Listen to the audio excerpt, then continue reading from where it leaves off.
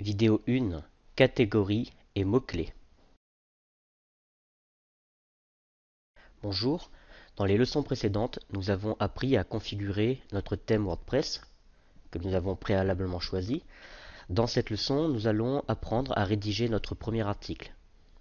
Alors avant de voir comment nous allons rédiger notre premier article, il y a une notion qui est très importante lorsqu'on tient un thème, un site WordPress ou un blog WordPress, c'est les notions de catégories et de mots-clés.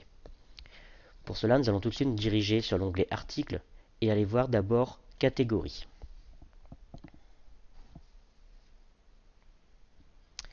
Alors il faut savoir que lorsqu'on installe WordPress pour la première fois, il y a toujours une catégorie qui est prédéfinie par défaut et qui s'appelle non classé. Alors dès que vous allez écrire un article, si vous ne stipulez pas qu'il appartient à une catégorie bien particulière, il sera automatiquement classé dans la catégorie non classée. Alors comme c'est très générique et c'est pas très joli, on va commencer déjà par changer le nom de non classé. Donc on va faire modifier.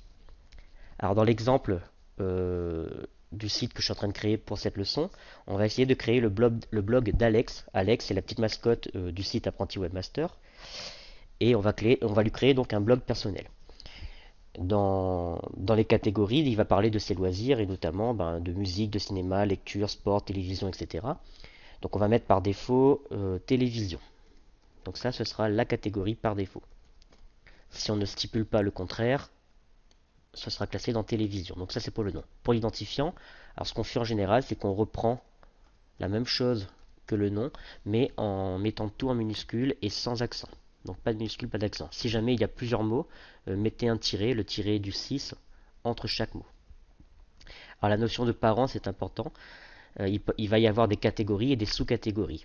Donc télévision, ce sera un terme générique, donc ce sera une catégorie parent, donc on mettra aucun ici. Vous êtes libre de mettre une petite description de ce qu'on va trouver dans cette catégorie et mettre à jour.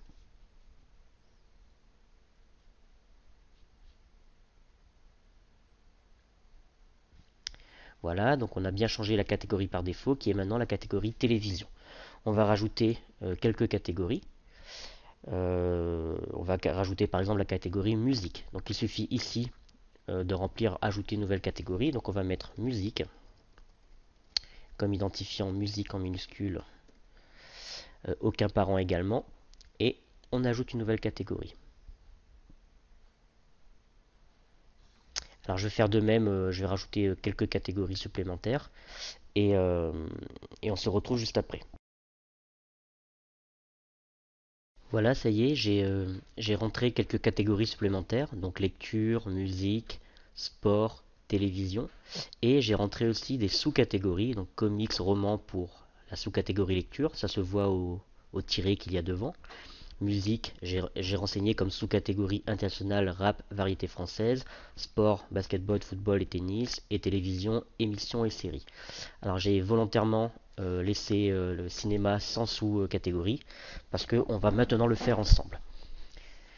Donc par exemple, dans la catégorie cinéma, j'aimerais différencier une catégorie qui sera dédiée aux films d'action. Donc je vais simplement écrire action.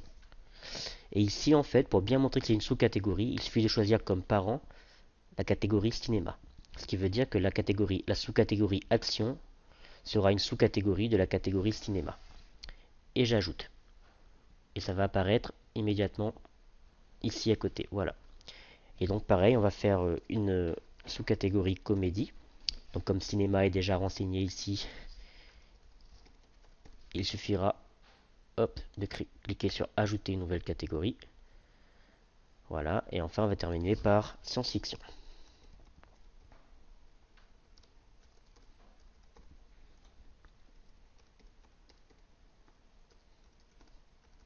Voilà. Ajouter une nouvelle catégorie. Alors ce qu'on a fait, c'est très important.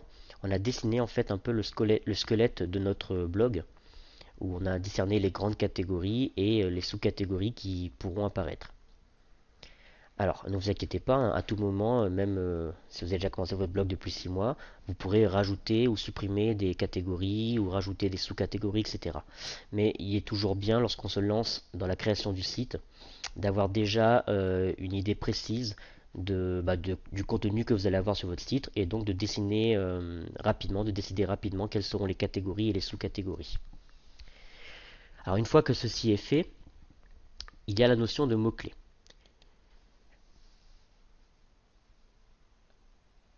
Alors, un mot-clé, c'est simple, ça va être certaines notions qui risquent d'apparaître assez souvent sur votre blog. Par exemple, dans le cas de notre exemple là, en termes de sport, par exemple, dans le football, on va peut-être parler souvent de certains joueurs comme Lionel Messi, Cristiano Ronaldo, ou de certaines équipes comme le PSG, l'Olympique de Marseille, le Real de Madrid, etc. Et donc, ça fera l'objet de mots-clés.